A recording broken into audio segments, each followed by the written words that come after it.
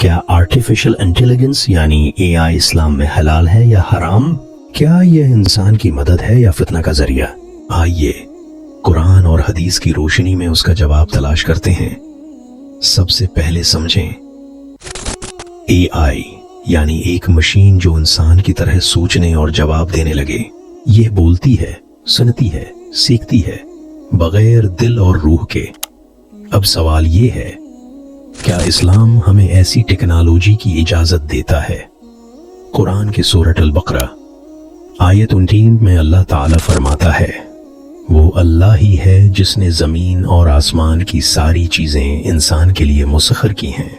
یعنی ٹیکنالوجی اگر انسان کی بھلائی کے لیے ہو تو وہ اللہ کی نعمت ہو سکتی ہے، لیکن اگر یہی ٹیکنالوجی انسان کو گمراہ کرے، حرام چیزیں پھیلائے یا ایمان کو کمزور کرے تو وہ فتنہ بن جاتی ہے۔ صحیح مسلم میں آتا ہے، حلال صاف ہے اور حرام صاف ہے اور ان کے درمیان کچھ شک والے معاملات ہیں۔ اس کا مطلب اگر اے آئی سے نیک مقصد پورا ہو رہا ہے، جیسے قرآن سکھانا، علاج کرنا یا ضرورت مند کی مدد کرنا، تو یہ حلال ہے۔ مگر اگر اس کا استعمال گناہ، فریب یا غلط مواد پھیلانے میں ہو تو یہی اے آئی حرام بن جاتا ہے۔ تو یاد رکھیں، اے آئی خود نہ حلال ہے نہ حرام۔ اے آئی ایک آلہ ہے، اس کا صحیح یا غلط ہونا آپ کے استعمال پر منحصر ہے۔ جیسے چھری سے سبزی بھی کٹتی ہے اور قتل بھی ہوتا ہے۔